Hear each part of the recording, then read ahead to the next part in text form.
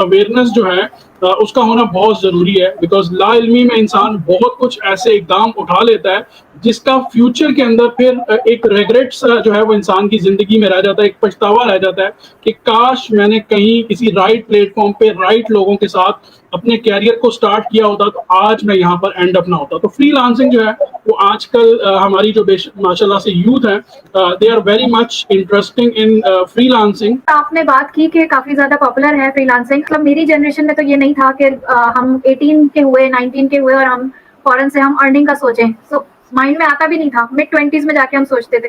तो अब वो जमाना इतना फास्ट हो गया है कि अब हम देख रहे हैं कि छोटे छोटे यानी 18 इयर्स के स्टूडेंट्स और इवन यंगर 14 इयर्स तक के बच्चे जो हैं वो फ्रीलांसिंग की तरफ आ रहे हैं। मेरे माइंड में जो सवाल उठता है ना, मैं तो ये देख रही हूँ कि आई थिंक इतने ज्यादा फ्रीलांसर्स प्रोड्यूस तो हो रहे हैं, कितनी ज्यादा एसोसिएशंस और इस तरह के प्लेटफॉर्म्स हैं, मैं नाम तो नहीं लेना चाहती, सबको पता ही है, जो बहुत ज्यादा कोर्सेज प्रोवाइड कर रहे हैं, इन लोगों को फैसिलिटेट कर रहे हैं कि जी फ्रीलांसिंग सीखिए। चले ठीक है, उसने वहां से फ्रीलांसिंग का कोर्स सीख लिया, उसके बाद उनका क्या होता है? वो अपने आप को ये समझता है कि हाँ जी मैंने कोर्स अटेंड कर लिया, मैं फ्रीलांसर बन गया। अब उसका करियर किस तरफ जाएगा? That is my concern. ये चीज मुझे बड़ा परेशान करती है। अमेजिंग कंसर्न है माशाल्लाह, और होना भी चाहिए एज ए बाशऊर पाकिस्तानी और मेच्योर पर्सन।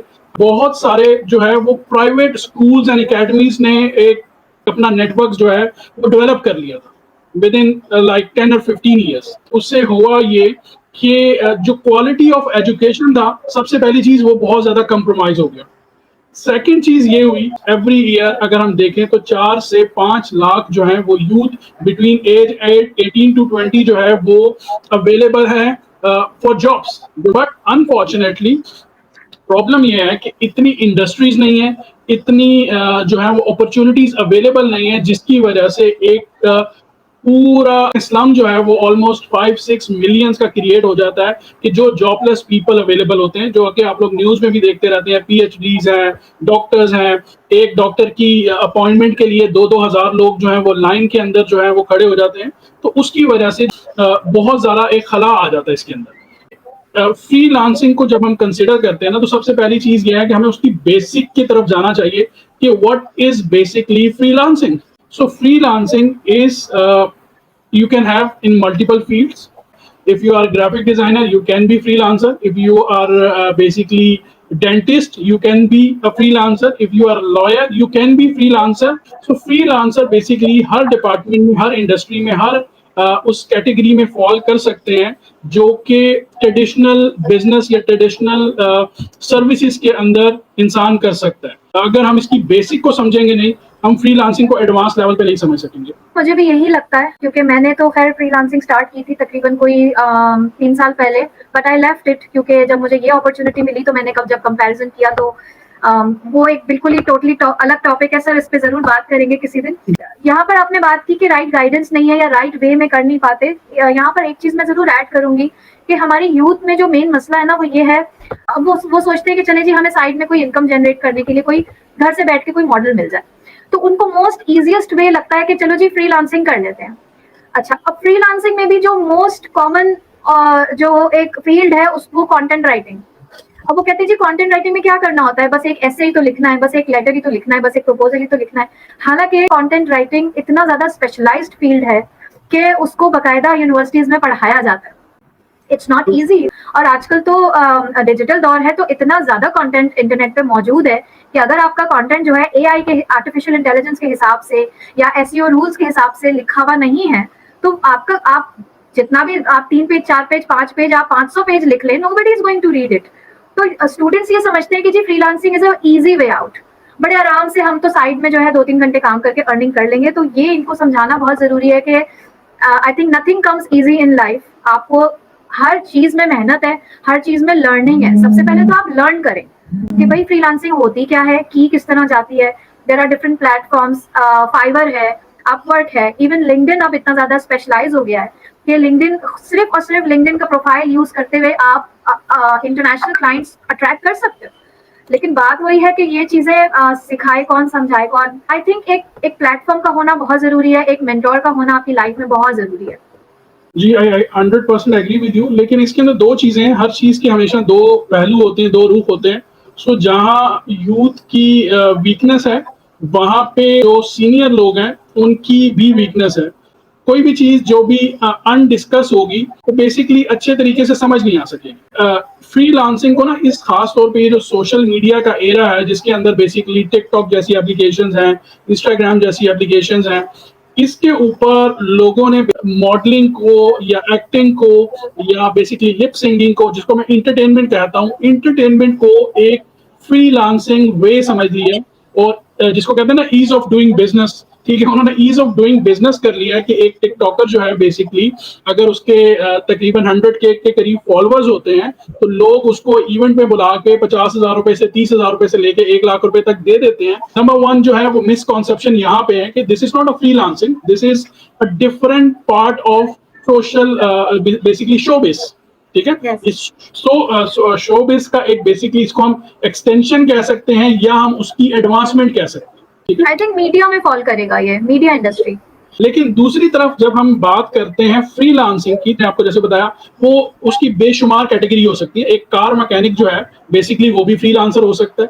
ठीक है, एक डॉक्टर जो है वो भी फ्रीलांसिंग कर सकता है। तो यहाँ पे हमने फ्रीलांसिंग को जो है ना वो एक जॉब डिस्क्रिप्शन दे दी है, जबकि ये जॉब डिस्क्रिप्शन नहीं है, ये एक कैटेगरी है, एक टाइप है आपकी services. So basically, sir, I think what you are trying to say is कि जो freelancers हैं, they are selling their skills. उनके पास कोई खास skill set होना जरूरी है। अच्छा, एक माइंड में मेरी ये बात भी आई यहाँ पर कि चले ठीक है, ये तो इंडिविजुअल टिकटॉकर्स कह लें या फ्रीलांसर्स कह लें, ये इंडिविजुअली काम कर रहे हैं। अब हम टिकटॉक पे भी देखते हैं कि समटाइम्स होता ये है कि जो फेमस टिकटॉकर्स हैं वो कंबाइन हो जाते हैं दूसरे टिकटॉकर्स के साथ और वो कंटेंट क्रिएट कर लेते हैं। Okay, that's a smart way of working. दोनों टिकटॉकर्स ने मिलकर जब एक वीडियो बनाई तो उससे उनकी टारगेट मार्केट एक्सपैंड हो गई। फ्रीलांसर्स क्या करते हैं, एक तो नंबर वन ये कि इतनी ज्यादा ये जो कोर्सेज वाले हैं काफी ज्यादा हैवी अमाउंट वो फीस के तौर पर वो लेते हैं और वो ये कहते हैं कि जी हम आपको कोर्स करवाएंगे। लेकिन उसके बावजूद जो है जो फ्रीलांसर वहां से निकलता है वो इतना ज्यादा ट्रेन नहीं होता कि अपनी फ्रीलांसिंग इंडस्ट्री में अपना एक मकाम क्रिएट कर सके। तो यूजुअली जो है वो एक एवरेज या बिलो एवरेज अर्निंग पे ही अटके हुए नजर आते हैं। अब उसकी वजह ये होती है कि इतने ज्यादा ह्यूज नंबर्स में लोग कोर्सेज तो कर रहे हैं लेकिन आउटपुट उस हिसाब से नहीं हो रहा। अब मुझे जो लगता है, क्योंकि मैं जब फॉरएवर को ज्वाइन करने से पहले I always had an entrepreneurial mindset. मैं ये चाहती थी, मैं लॉन्ग टर्म प्लान इस तरह से कर रही होती थी कि मैं फ्रीलांसिंग स्टार्ट करूं और फिर जैसे जैसे मैं ग्रो करूंगी, जैसे जैसे मेरे पास क्लाइंट्स का वॉल्यूम बढ़ता चला जाएगा, I will start adding my team. मैं एक फ्रीलांसर, दो फ्रीलांसर्स को मिला के फिर मैं अपनी एजेंसी क्रिएट करूंगी। वो फिर मेरे ड्रीम्स ही रहेगा, क्योंकि बिलीव मी, जैसा कि मैंने कहा कि जो लोग इजी समझ के फ्रीलांसिंग को ज्वाइन करते हैं ना, it's not easy at all. आपको दिन रात एक करके अपने प्रोफाइल्स बिल्ड करने पड़ते हैं, आपको क्लाइंट हंटिंग करनी पड़ती है। क्लाइंट हंट करने के बाद आपको प्रपोजल्स लिखने पड़ते हैं जबरदस्त किस्म के। वो प्रपोजल्स आप सेंड करते हैं, 100 समटाइम्स 500 प्रपोजल्स एक क्लाइंट को जाते हैं, उसमें से एक फ्रीलांसर सेलेक्ट होता है। तो इट्स वेरी चैलेंजिंग। फिर जब खैर वो फिर फॉरएवर की तरफ मैं आ गई, आई लेफ्ट फ्रीलांसिंग। आपको क्या लगता है, क्या फ्रीलांसर्स को भी लॉन्ग टर्म में इस तरह सोचना चाहिए कि वो सिर्फ एक फ्रीलांसर के रोल में स्टक ना रह जाएं, वो अपने आप को डेवलप करें एज अ बिजनेसमैन या एज एन एंटरप्रेन्योर?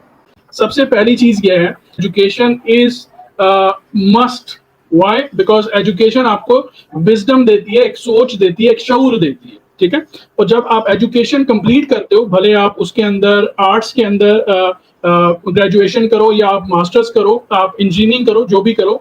मैं स्टीव जॉब का एक इंटरव्यू देख रहा था, सबको पता है स्टीव जॉब के बारे में। स्टीव जॉब अपने इंटरव्यू में कहता है कि अगर मैं आर्ट की क्लास में ना गया होता तो आज हमारे कंप्यूटर्स के पास कैलीग्राफी ना होती। सो हमारे इर्द गिर्द आप ये देखें कि कितने लोग हैं जो आर्ट को जो है वो नापसंद करते हैं, सिर्फ साइंस को तरजीह देते हैं या कंप्यूटर साइंस को तरजीह देते हैं।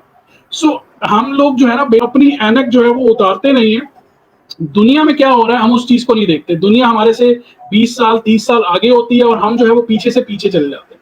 फ्रीलांसिंग जो है रिसेंटली कोविड के दिनों में जो लॉन्च हुआ है, फ्रीलांसिंग को लोगों ने जॉब का जो है वो नेमुल बदल समझने की कोशिश कर ली है। अब फ्रीलांसिंग जो है वो first step towards your bigger dream. आपने ग्रेजुएशन की और आपका इंटरेस्ट था, आपने ग्राफिक डिजाइनिंग करनी है, आपका इंटरेस्ट था कि आपने कोडिंग करनी है और वेबसाइट्स डेवलपमेंट करनी है, आपका इंटरेस्ट था कि आपने जो है सर्च इंजन ऑप्टिमाइजेशन करनी है, मार्केटिंग की फील्ड में आना है। आपके पास दो ऑप्शन आ गए। Number one, you start your business which need capital, which need experience, which need lots of other thing. तो वो ऑप्शन जो है वो क्लोज हो गया। सेकंड ऑप्शन ये है कि you go and do internship in bigger organisation, जबकि बिगर ऑर्गेनाइजेशन में इंटर्नशिप की स्पेस ही नहीं होती, because I was working in Pakistan जहाँ पे इतनी बड़ी बड़ी ऑर्गेनाइजेशन हैं और वहाँ पे इंटर्नशिप के लिए सिर्फ 3 से 5 लोगों को स्पेस मिलती है, या तो सिफारिश करनी पड़ती है या फिर ऑफ कोर्स वो अंडर द टेबल आपको कहीं ना कहीं कुछ करके जो है वो इंटर्नशिप करनी पड़ती है। जब आप इंटर्नशिप कर लेते हो तो तब आपको अगर 1 साल 1.5 साल का एक्सपीरियंस है तब आपकी एक बेसिक अच्छी सैलरी स्टार्ट हो सकती है। This is one option. अब इस ऑप्शन के ना होने की वजह से लोगों ने क्या किया, कोर्स डेवलप किए, उन कोर्सेज की बेस के ऊपर लोगों ने फ्रीलांसिंग को जो है वो लॉन्च कर दिया। आप खुद के जो है वो बिजनेसमैन बन जाओगे, आप इंटरप्रेन्योर बन जाओगे, आप जो है वो बेसिकली फ्रीलांसर बन जाओगे। आप घर से बैठ के काम करो, आप अपना कंप्यूटर उठा लो और बीच पे चले जाओ, वहां पे जाके आप काम कर लोगे और आप जो है वो डॉलर्स कमाना शुरू कर दोगे। जबकि ये मिसकॉन्सेप्शन है। Freelancer is a first step towards your bigger goal. Bigger goal क्या हो सकता है कि आप अपने काम को अंडरस्टैंड करें, वो काम करें जिसमें आपका दिल लगता है, जिसमें आपको थकान नहीं होती और जिसके अंदर आपका इंटरेस्ट जो है वो डेवलप होता है आगे से आगे चीजों को लर्न करने के लिए, बिकॉज लर्न टू लीड। ठीक है, अगर आप सीखते हो तो आप लीड कर सकते हो। सो जब आप इस तरीके से सीखना शुरू करते हो तो तब आप आगे चल के अपने स्किल्स प्रोवाइड करते हो, उन स्किल्स के अंदर आप एक्सपर्ट हो जाते हो और जब आप एक्सपर्ट हो जाते हो तो तब आप एक छोटा सा स्टार्टअप ले सकते हो। Then after 1 year, after 2 years, जब आप वो स्टार्टअप लेते हो, business startup, that's basically your future empire. ठीक है, और उसके अंदर फिर आप अपनी तरह के वो लोग इंक्लूड करते हो जो आपके साथ काम करें। अब इसके अंदर लोगों के माइंड में ना एक अजीब सा कॉन्सेप्ट है कि अगर मैं किसी को हायर कर रहा हूं या मैं किसी के साथ काम कर रहा हूं तो 100% बात यह है कि वो सैलरी पे होगा। It's not true. जब आप कोलैबोरेशन करते हो तो कोलैबोरेशन जो होती है वो प्रोजेक्ट बेस होती है कि भाई अगर हम प्रोजेक्ट के अंदर 1 लाख रुपए कमाएंगे तो 50% योर्स एंड 50% माइन। सो उसके अंदर प्रॉफिट शेयरिंग भी हो सकती है and then you can go to a level जहां पे आप अपनी कंपनी के थाउजेंड्स के हिसाब से एम्प्लॉयज रख सकते हो। इसके अंदर फिर आपकी क्वालिटी ऑफ सर्विसेज के ऊपर काम आ जाता है कि जब आप अपनी सर्विसेज अच्छी प्रोवाइड करते हो तो ऑफ कोर्स आपका बिजनेस ग्रो करता है। तो मेरे ख्याल से freelancing is the first step towards your bigger goal. I will 100% agree with you, क्योंकि जैसा कि मैंने अभी शेयर किया कि मेरे भी कुछ प्लान्स इसी तरह के थे। बट जिस मार्केट में मैं काम कर रही थी, मैंने अमेजोन का भी वर्चुअल असिस्टेंट का कोर्स किया था, मगर द प्रॉब्लम वाज वहाँ पर आपको अमेजोन रिलेटेड जो क्लाइंट्स हैं वो आपको यूएस बेस्ड ज्यादा मिलते हैं, यूएस या यूरोप बेस्ड। अब वहाँ पर जब टाइम डिफरेंस आ जाता है तो इट मीन्स दिन भर आपने सोना है और रात भर आपने जागना है, तो वो फिर बहुत ही ज्यादा चैलेंजिंग हो जाता है, स्पेशली उस पर्सन के लिए कि जिसके ऊपर और भी डिफरेंट लाइफ की जिम्मेदारियां हों। तो वो फिर जो है ना कोप अप करना बड़ा मुश्किल हो गया था। तो मैं ये मशवरा देना चाहूंगी यूथ को कि फ्रीलांसिंग में अगर आप जंप करना चाहते हैं तो उसको अच्छे से प्लान आउट कीजिए, उसके तमाम प्रोज एंड कॉन्स को अपने सामने रखिए और plan your future, plan your career. सिर्फ टाइम पास के लिए अगर आप फ्रीलांसिंग करना चाहते हैं कि नहीं जी मैं फ्री टाइम में 2 आर्टिकल लिख लूंगी या मैं एक एड की कॉपी लिख लूंगी, तो इस तरह से ना आपको काम मिलेगा और बल्कि आप उल्टा आप फ्रस्ट्रेशन का शिकार हो जाओगे कि फिर आप यही कहोगे लोगों से कि फ्रीलांसिंग में तो कुछ नहीं रखा, इसमें तो अर्निंग ही नहीं होती। हालांकि देखा जाए तो सर, जिस तरह आपने जिक्र किया कि दिस इज ट्रू कि इंटरनेशनली अगर मैं देखूं तो जब मैं अपवर्क पे काम करती थी सर, तो जो पुराने प्रोफाइल्स होते थे ना, जो प्लैटिनम प्रोफाइल्स होते थे, गोल्डन प्रोफाइल्स होते थे फ्रीलांसर्स के, वो उनको 30-30 साल हो गए थे करते करते, 25। तो इसमें इतना ज्यादा पोटेंशियल है नो डाउट, लेकिन आप इसको प्रॉपर करियर की तरह लेके चलो। इसको नॉन सीरियस वे में अगर आप करेंगे तो you will not and up anywhere. ये कह सकते हैं कि बदकिस्मती है कि हमारे लोग जो है ना वो बेसिकली हर चीज को जज्बात के साथ कनेक्ट कर देते हैं और हर चीज के अंदर इमोशनल हो जाते हैं और इतना इमोशनल होते हैं कि वो उसकी बेस को जो है वो भूल जाते हैं और बहुत आगे निकल जाते हैं चीजों के अंदर। सो अल्टीमेट जो यूथ है बेसिकली वो शॉर्टकट की तरफ ज्यादा चली जाती है कि पैसे कमाने बहुत इंपॉर्टेंट है। Money is near to oxygen. So पैसा बहुत जरूरी है, लेकिन पैसा कमाने के लिए ये भी बहुत जरूरी है कि वो पैसा कैसे आ रहा है, वो पैसा जायज तरीके से आ रहा है या नाजायज तरीके से आ रहा है। हमारे पास जो है वो बहुत सारी ऐसी एप्लीकेशंस आ गई हुई हैं कि जिनको लोग कहते हैं कि जी इस एप्लीकेशन को रजिस्टर्ड कर लो और आपको जो है वो $1 अ डे मिल जाएगा। So people are getting very shortcut in life, वो बहुत ज्यादा इन चीजों के अंदर इन्वॉल्व हो रहे हैं कि जहां पे उनका जो लेवल है वो बहुत डाउन हो रहा है, पहली चीज। दूसरी चीज, एजुकेशन ऑफ कोर्स हमारा जो है वो सबसे बड़ा प्रॉब्लम है कि एजुकेशन का जो क्वालिटी है वो बहुत ज्यादा कंप्रोमाइज हुई है पिछले 20 सालों में, मैं ये समझता हूँ, बिलीव मी और नॉट। जितने बिकॉज यूएई के अंदर बहुत सारे लोग डिग्रीज लेकर जो है वो आते हैं इंटरव्यूज, जॉब सर्चिंग के लिए एवरी डे विजिट वीजास के ऊपर, but to be very honest जो उनकी डिग्री होती है वो उनकी बॉडी लैंग्वेज नहीं बोल रही होती, और जो उनकी बॉडी लैंग्वेज होती है वो उनका माइंड नहीं कनेक्ट कर रहा हो। और मेरा यहाँ पे उन लोगों से ये कहना होता है कि अगर आप इन चीजों के ऊपर बेस करोगे तो आप इंटरनेशनल मार्केट के अंदर compete नहीं कर सकोगे। इंटरनेशनल मार्केट के अंदर लोग आते हैं तो वो शऊर के साथ आते हैं, उनको पता होता है कि हमने अगर बैचलर भी करना है तो उस बैचलर करने की रीजन क्या है, अगला हमारा सोच क्या है, अगली हमारी गोल क्या है। और लोग यहाँ पर आते हैं तो प्लानिंग करके आते हैं कि भाई हमने अगले 5 साल में यहाँ पहुंचना है, अगले 10 साल में यहाँ पहुंचना है। सो हमारे पास जो है वो सबसे बड़ी प्रॉब्लम ये है, हम जो है वो प्लानिंग नहीं करते, स्ट्रेटजी तो है ही नहीं, हम हर चीज को एक्सीडेंटली बिलीव कर रहे होते हैं। मेरे ख्याल से हमारी कौम का सबसे बड़ा प्रॉब्लम यह है कि हम 99% लक के ऊपर बैठे होते हैं कि हार्ड वर्क जो है वो सिर्फ 1% है, 99% जो है वो लक है, जबकि दिस इज नॉट ट्रू। इसी वजह से हमारा जो है वो सबसे बड़ा प्रॉब्लम ये है कि हम एज ए कौम जो है वो ना तो यूनाइटेड हो सकते हैं, ना हमारा फेथ स्ट्रांग हो रहा है, और ना ही हमारे डिसिप्लिन पे इंप्रूवमेंट आ रही है। तो इसीलिए पाकिस्तान एंटरप्रेन्योर का जो हमारा मोटो है यूनिटी, फेथ और डिसिप्लिन, वो इसी वजह से है कि अगर ये 3 बातें हम कायद आज़म रहमतुल्लाह अलैह की मान लें तो आज भी हम बैक टू ट्रैक हो सकते हैं। अल्हम्दुलिल्लाह, I am proud to be a part of this team जहाँ पर इन वैल्यूज को बहुत ज्यादा इंपॉर्टेंस रखी जाती है और डेली बेसिस पे हम इन वैल्यूज को फॉलो कर रहे होते हैं। What last word you want to say to all of the freelancers of Pakistan, जो स्पेशली जो यूथ है, आप उनको क्या मशवरा देना चाहते हैं? सेकेंडली, फ्रीलांसिंग के फ्यूचर को इन पाकिस्तान किस तरह से देखते हैं? इसके अंदर बहुत सारी लोगों की कंट्रीब्यूशन है, बिकॉज एक अकेला इंसान इसमें कुछ नहीं कर सकता, ठीक है। और जो लोग इसके अंदर कंट्रीब्यूट कर रहे हैं, हेड्स ऑफ टू देम, उनको हम अप्रिशिएट करते हैं कि वो इसके अंदर रोल्स प्ले कर रहे हैं। लेकिन इसमें सबसे बड़ा जो रोल है गवर्नमेंट स्ट्रक्चर का है, जिसके अंदर हमें बहुत ज्यादा कमी नजर आती है। नंबर 2 जो रोल है वो मैं समझता हूँ पेरेंट्स का, ठीक है। रोल प्ले करें अपनी यूथ, अपने बच्चों के साथ। अपने आप को मैं ये नहीं कहूंगा कि आप सारी टेक्नोलॉजीज को यूज करना शुरू कर दें, आपकी एज 50 है तो आप टिकटॉक पे आ जाएं, नो। बट आप उनके साथ बैठें, उस टेक्नोलॉजी को अंडरस्टैंड करें कि वो टेक्नोलॉजी है क्या, कोई नई चीज नहीं है, वो वही चीज है जो बेसिकली आपका टीवी था, वो वही चीज है जो आपका रेडियो था, ठीक है। पॉडकास्ट जो है वो ऑडियो के अंदर आ रही है, तो वो क्या चीज है? It's a shape of radio. So everything is same, just उसका जो कम्युनिकेशन मीडियम है या उसकी जो डिवाइसेस हैं वो बड़ी से छोटी हो गई हैं, that's it, nothing is change.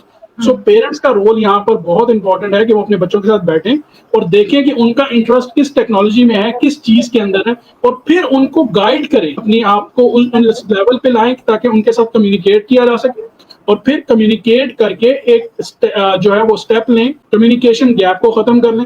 And youth के लिए जो है वो मैं ये कहना चाहूंगा कि यू आर वेरी यंग, इस एज के अंदर आपके पास एनर्जी है, अल्लाह पाक की दी हुई है, ठीक है। तो सबसे पहले ये अंडरस्टैंड कर लें कि उस एनर्जी के अंदर आपका कुछ भी नहीं है, उस एनर्जी में सबसे बड़ा कमाल देने वाले का, ठीक है। सो इसका रियलाइजेशन जो है वो आफ्टर 30 या 40s होता है अक्सर। सो अगर आपको अर्ली इसकी रियलाइजेशन हो जाएगी तो आप कूल डाउन हो जाएंगे, आपके पेशेंस लेवल जो है वो अप हो जाएंगे, हाई हो जाएंगे।